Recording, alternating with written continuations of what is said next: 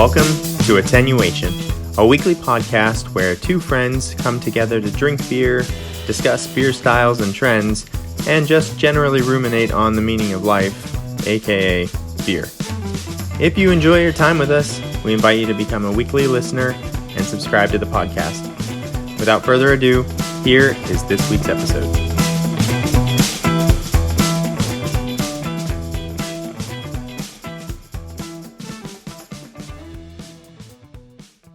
Hello, and welcome to episode 44 of Attenuation, a beer podcast. My name is Jason, and I'm joined by my best friend since 8th grade, Steven.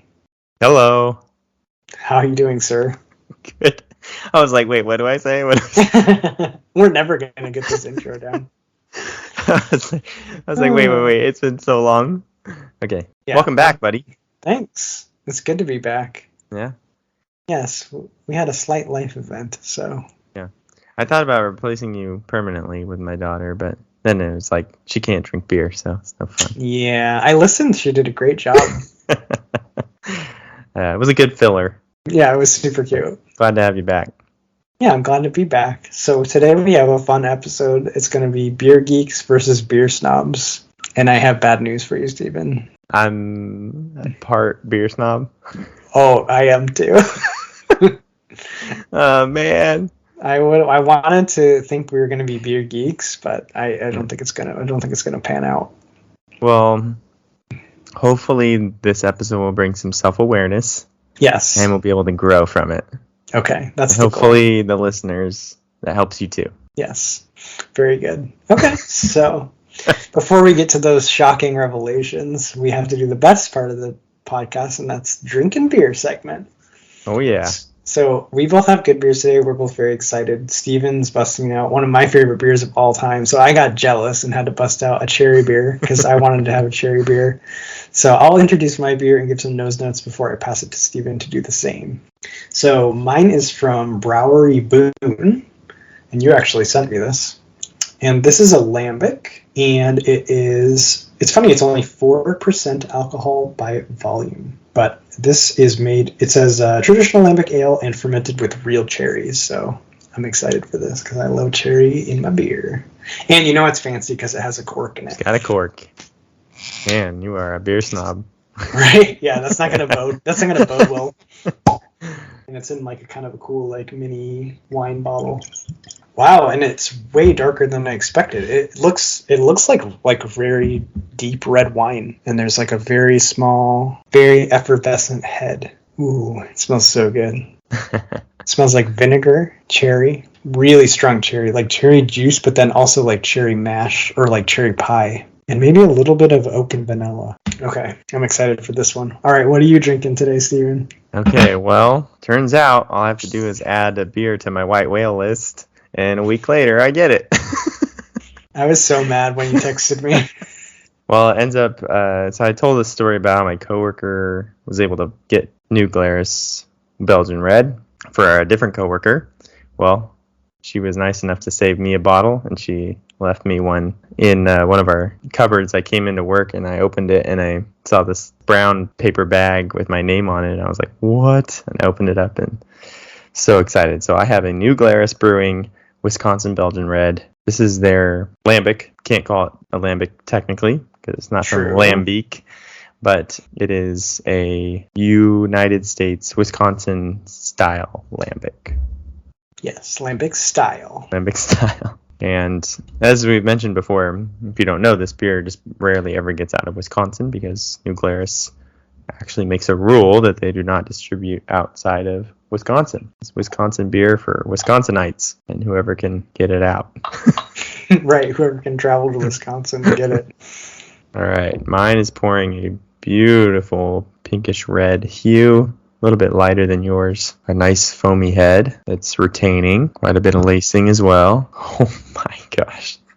This smells so good. I thought like, I knew this beer was popular. Yeah. And I was thinking like, oh, maybe it's just the difficulty in obtaining it that like makes it popular, but I wasn't sure like how it rated. Oh, it turns out it's a 99 on Beer Advocate.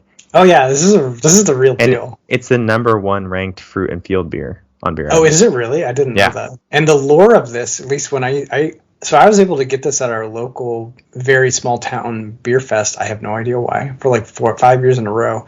And they told me the lore of this beer. One of the things is that in the bigger, like, bomber, they say there's a pound of cherry juice that goes into every bomber. Dude. Yeah. That's legit. Yeah.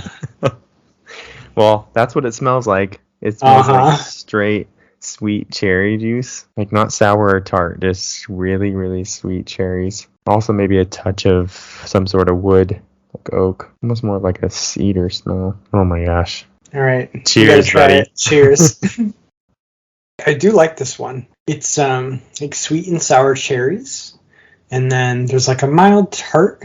And then there's a slight aftertaste of sweet cherry. And then like a really dry finish. I think I do like this one. I'll give it a thumbs up.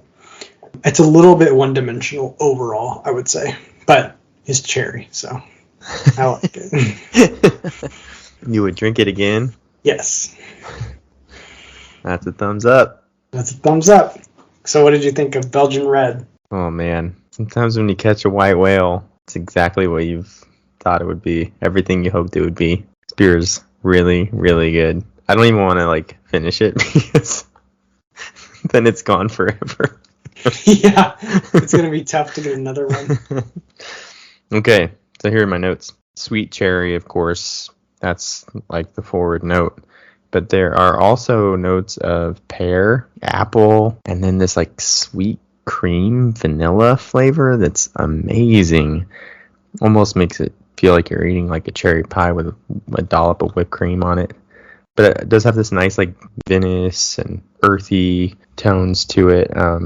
Kind of this light, funky, like lactic sourness on the end. It's not mouth-puckeringly sour. It's a mild sourness, but it's definitely there. Just kind of more on the finish.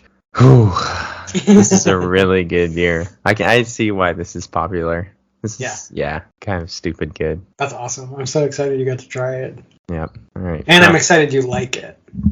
Yeah. I mean, was there any doubt? I don't know.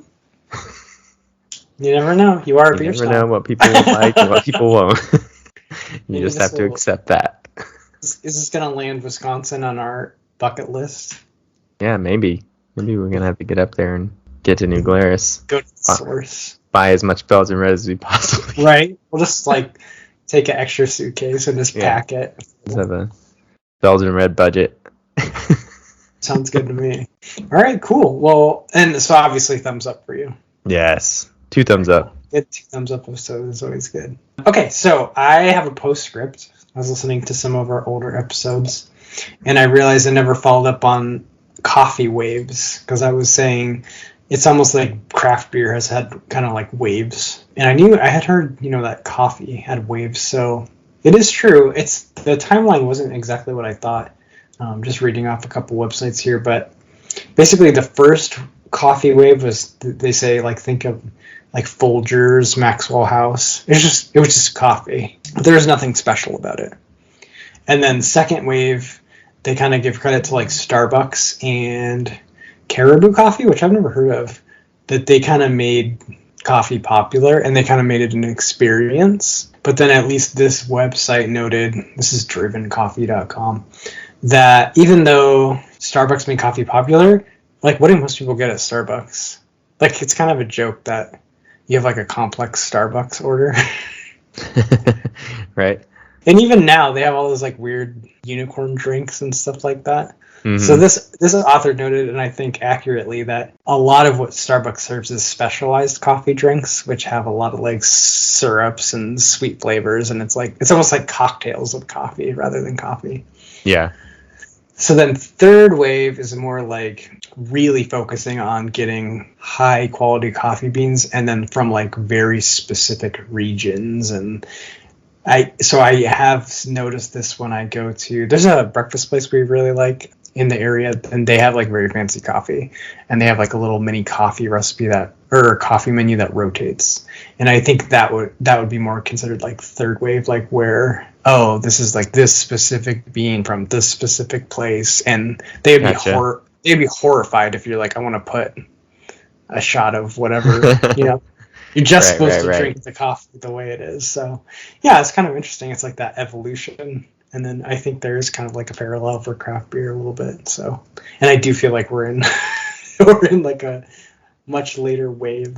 Yeah, I don't know. Yeah, it's kind of interesting because I think you could say that there is, I don't know, maybe we're in the middle of the like heavily adjuncted kind of crazy. Yeah, we're like in the Starbucks wave, right? Yeah, and there is a little bit more like you can see it evolving back to like a lot of breweries coming back to brewing like simpler styles and not putting cereal in anymore. Yeah, I don't know. I mean, you just have different breweries in different ways.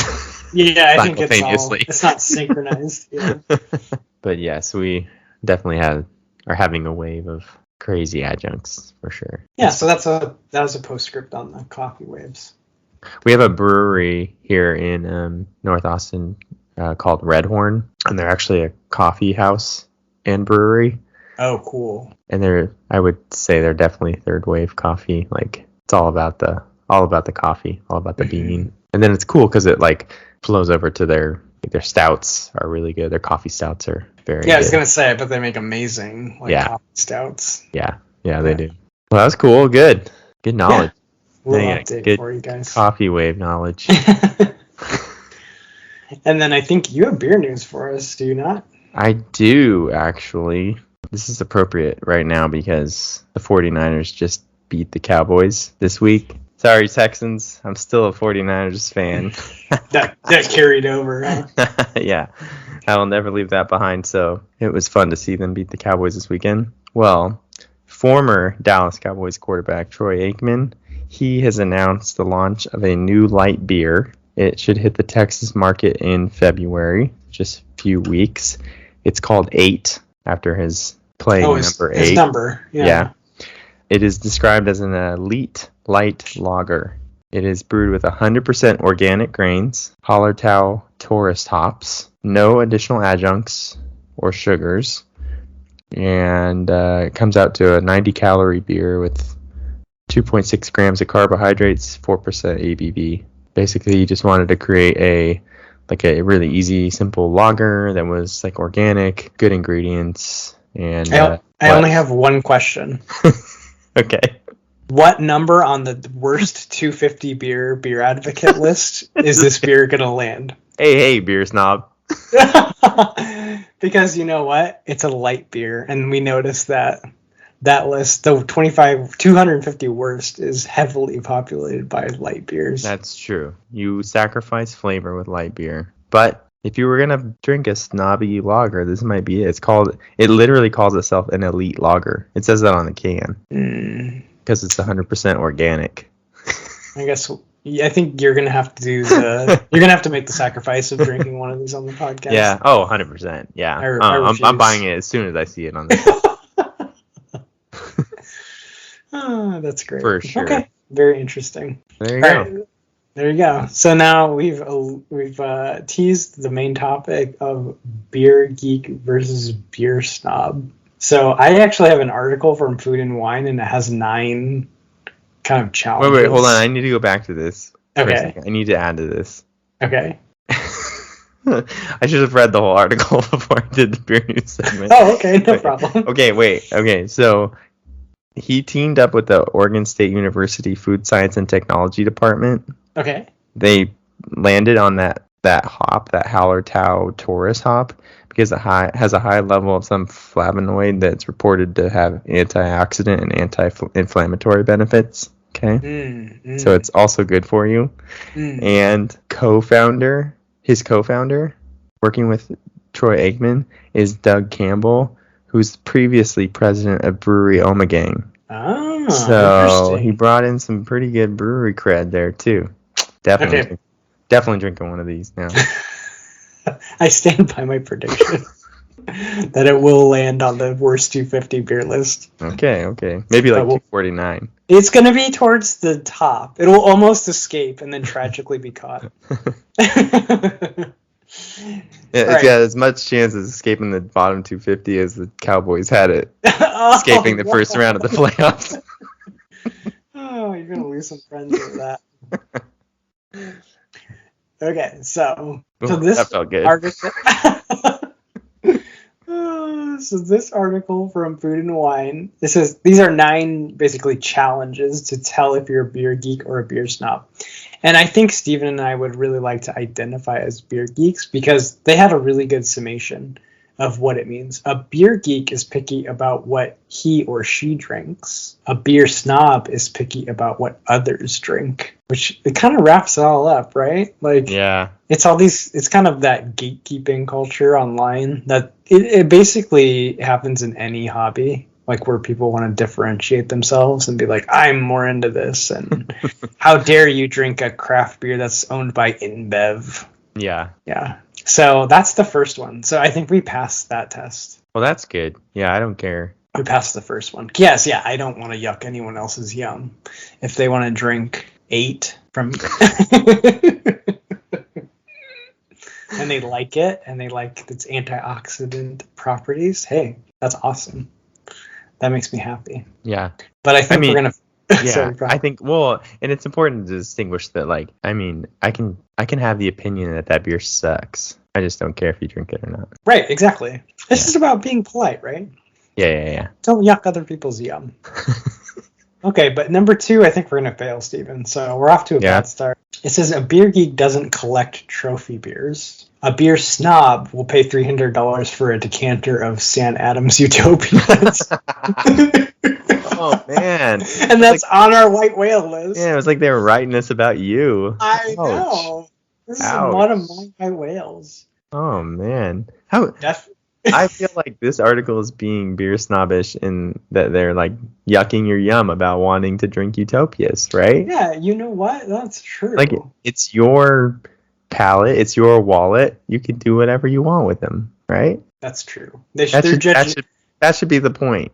I'm going to make a comment on this article. Yeah, like they couldn't even write the article without being judgy themselves. Yeah, I'm going to say, why do you care what beer I'm drinking? That's rule 1. Yeah, they broke their own rule. All right, I'll be sure to comment in all caps.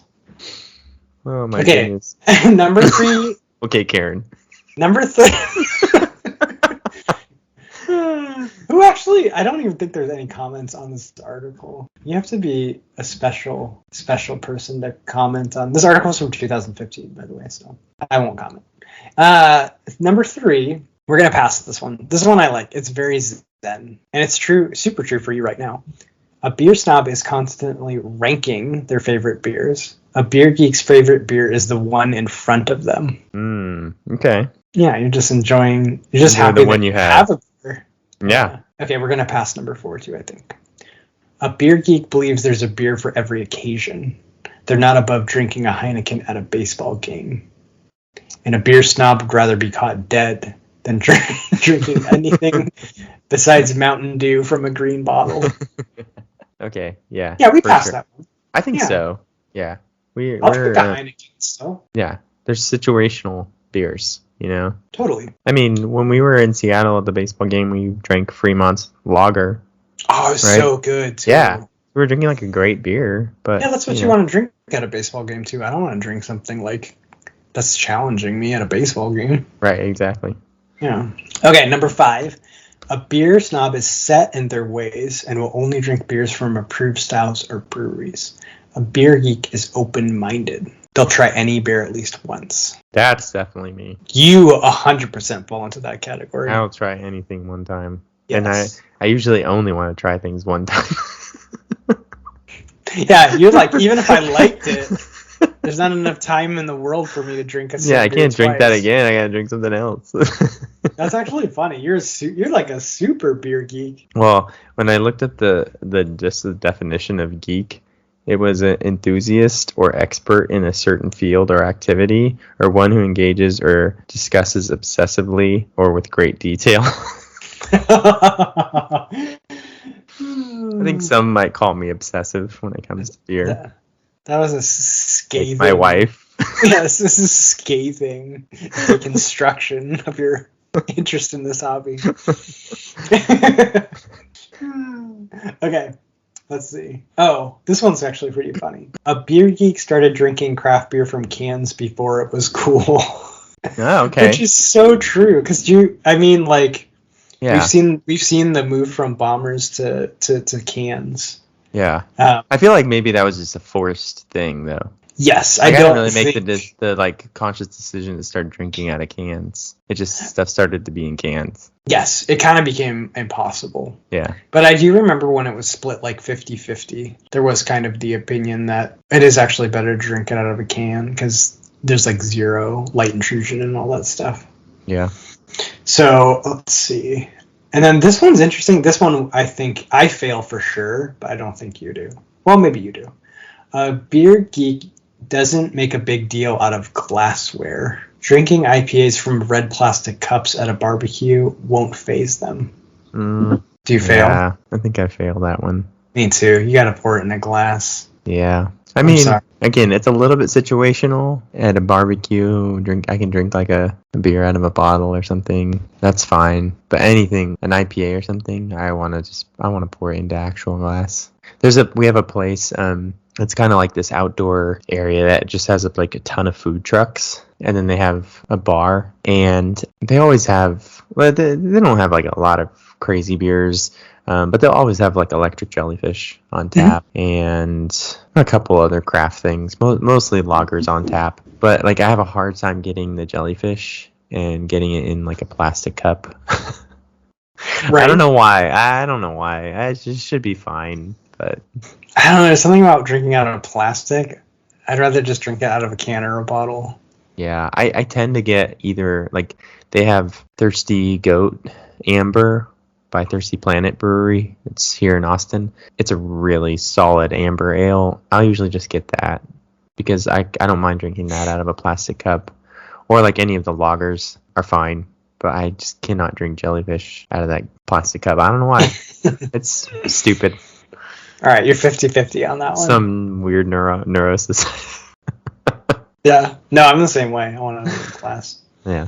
Number 8 is a beer snob drinks to critique. Every beer must be evaluated and scored on color, clarity, mouthfeel, and taste. Okay, we do that for the podcast. Okay, it's interesting. I have a journal that I did it in. Okay. Yeah. Well, I mean, I think the objective word there is every time, right? I don't do every time I drink. It says a beer geek sometimes forgets the name of that amazing barley wine they just drank, but would drink it again. Yeah. Okay. Yeah, we're about 50-50 on that, I guess. Yeah. Because, I mean, there are certainly times where I'm, like, specifically tasting and taking notes and stuff. I would say, like, I don't know, 80% of the time I just drink it and see if I like it. But I like, okay. I like the practice, especially, like, on the podcast of, like, really...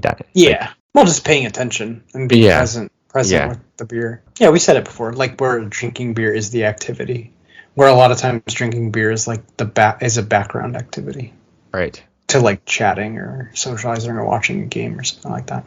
Exactly. And then, last but not least, number 9 is a beer snob only drinks at beer bars and wants to see a vintage bottle list.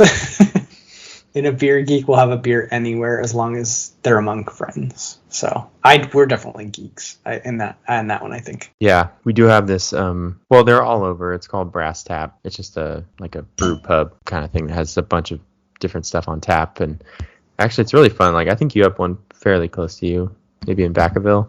Brass Tap. Okay. But anyway, it's really cool because they have tons of really good stuff on tap, and it's always like local to the whatever area you're in. But anyway, they'll usually have a pretty good bottle list to go with the stuff they have on tap. So the last time I was at a Brass Tap, I got a Cascade. It's a Cascade Brewing, I think, in Oregon. They're like a wild ale brewer. But anyway. Oh, that sounds right. Yeah.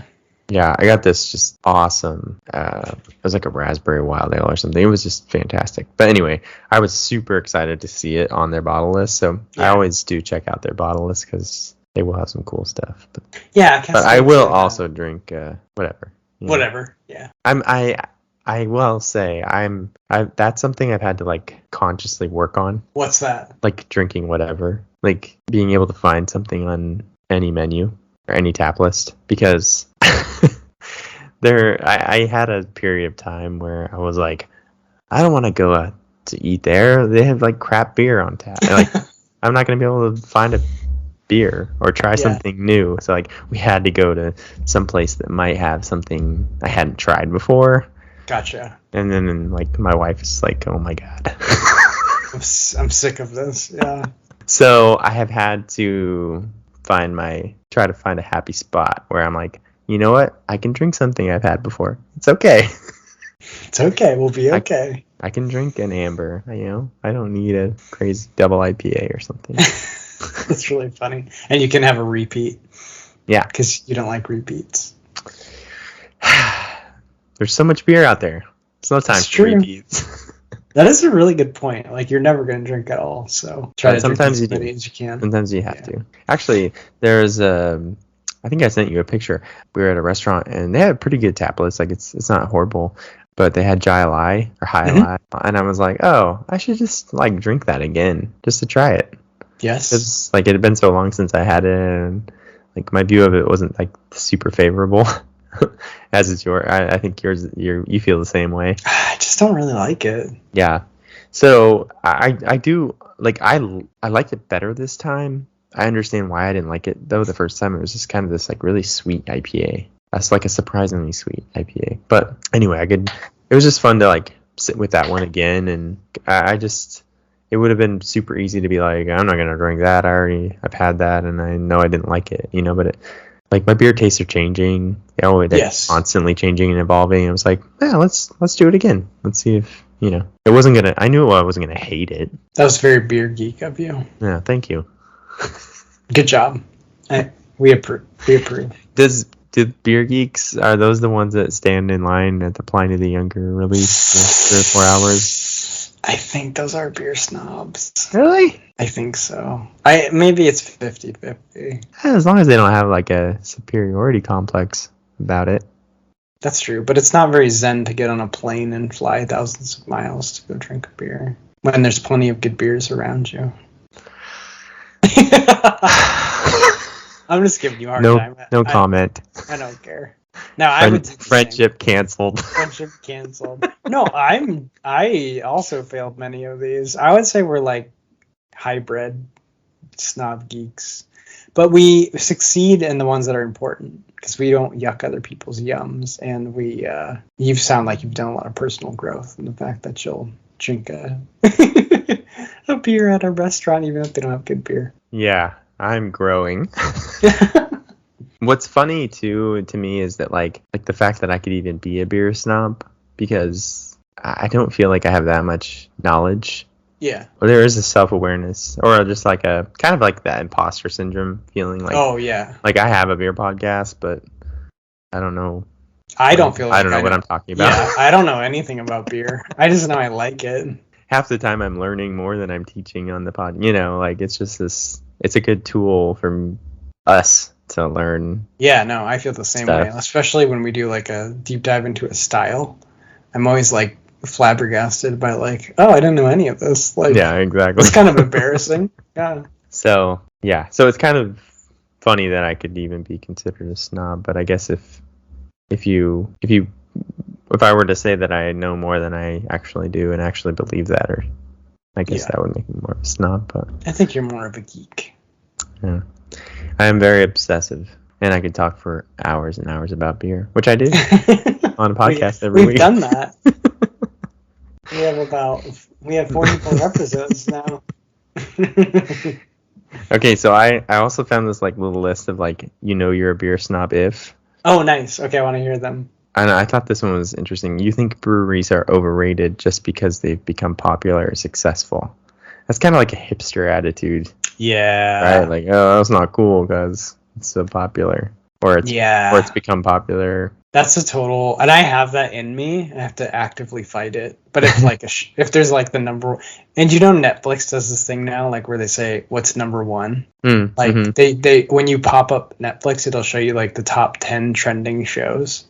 Right. Yeah, that like irks my hipster side. Like, I don't want to watch the number one thing because everyone's watching the number one thing. But what you realize and what they're trying to do is they're trying to get everyone to watch the same thing at the same time, so everyone talks about it, which is very clever. Yeah. Yeah. But I definitely have that, but I actively combat it. So I would never dislike a brewery just because it's very popular. I mean, usually for me, it like draws me to it. I'm always like, oh, Yeah. what's popular about it? I want to know. Like, why do people like this beer so much? Yeah, usually they've earned that popularity. So I mean, if you go to the beer festival and there's like a long line somewhere, it intrigues you. pretty good chance there's something good there. So it would be pretty stupid to be like, oh, long line, I'm not gonna go there. Yeah. Okay, we passed that. That's We passed the that trendy test. beer. Yeah. All right, we passed the test on that one. Yeah. Well, and the other thing too is like, that's one of like the beer snobbish things, especially around like beers like Pliny the Younger and exclusive beer releases, where people will say like, oh, why don't you just brew this all the time? Like, why don't you just make this more available and blah blah blah blah. And it's just overhyped. You can go get a better beer somewhere else. Like, okay, like okay, go get a different beer somewhere else. Yeah. I'm gonna go drink Pliny the Younger. So yeah, I don't know. That's where I just can't. Like, I can't get on board with that. Like, oh, it's so popular, it's so overhyped or whatever. Like, well, people are drinking it and they're going and they're waiting for 4 hours because it's a good beer. Yeah, so they're probably not all wrong. See, I think it is the beer geeks waiting in the line. Okay, fair enough.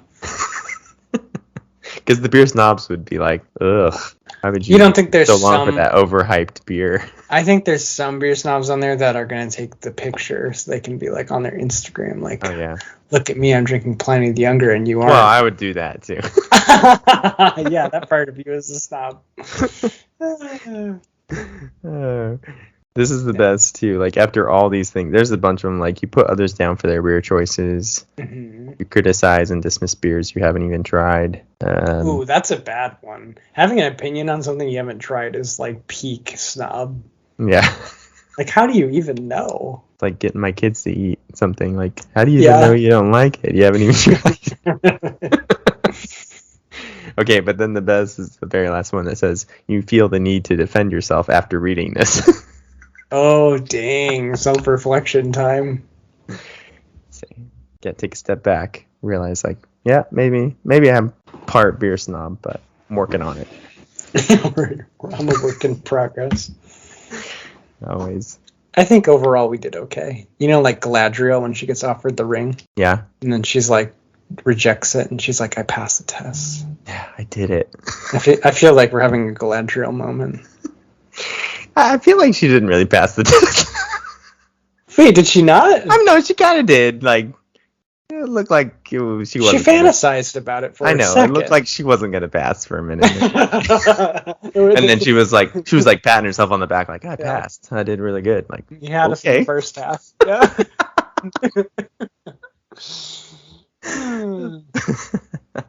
Yeah, that part was pretty scary, to be honest. Yeah. It kind of turns into the Dark Queen. I just rewatched those movies with my oldest daughter.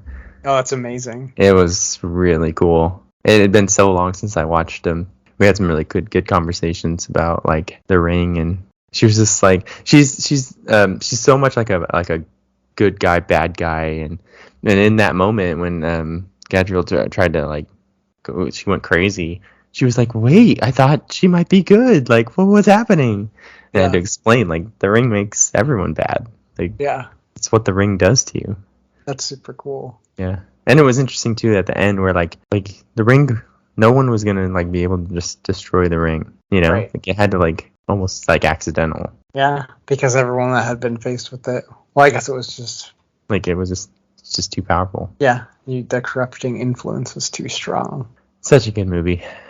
Yeah, really good. Now you're making me want to watch them again because it's been a super long time since I watched them. Now I'm kind of disappointed. We could have watched the like extended, all three of the extended versions, and we didn't just because we were like, oh, we don't really want to watch a 4 hour movies, but it adds quite a bit of time if you watch the extendeds. Yeah, any Lord of the Rings snob would have watched the extended. That's right.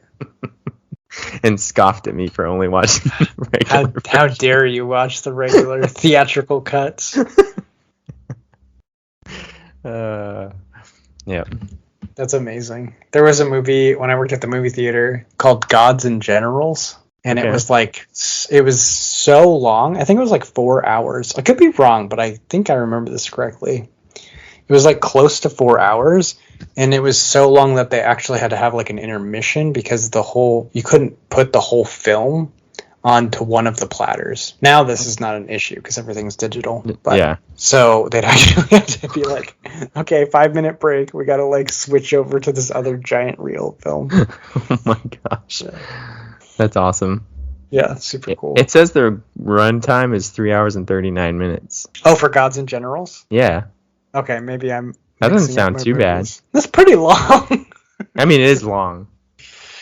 I feel like, yeah. I feel like movies started to get longer and longer for a little while there. Yeah, they did, and then now they're getting shorter, I feel like. Yeah. As our attention span is fragmented by algorithms that are slowly destroying us. But yeah, we need short that's a topic clips. for another episode. Yeah, how did we get here? We got onto a good tangent. That's okay. Yeah. You can email us and tell us not to go on tangents at contact.attenuation@gmail.com. Please stay on topic. Stay on topic. In all caps. Yes. Signed, Karen. Or you can reach us at Instagram at attenuation.podcast, where we have almost, by the time you listen to this, I think we'll have 100. We're so close. 3 digits, baby. It's exciting. Exciting stuff. So be our 100th subscriber. Although we had 99 one day, and now we have 97. Oh, yeah, it's painful. Goes up and down. Sometimes people just hear unfollowing us. They hear an episode and they're like, you know what? To heck with these guys. I don't like them. And they unsubscribe. I'm wondering if they're even listeners. They're just on bots. Instagram. They're probably just bots. They didn't like the beer I posted. I think they're just bots. They haven't even tried it, but they don't like it. Oh, they're definitely beer snobs. Maybe I posted a beer from InBev or something. Oh, yes. Big mistake. That's not a craft beer, Steven. All right. Well, we've had enough fun. We'll call it an episode. So this has been episode 44 of Attenuation, a beer podcast. My name is Jason, and I'm joined by my best friend since 8th grade, Steven. That's me. And we are saying cheers and farewell until next week. All right. Cheers, buddy. Thanks for listening to this week's episode of Attenuation, a beer podcast. Don't forget to subscribe to the podcast and follow us on Instagram or Facebook for more fun content. Catch you next week. Cheers!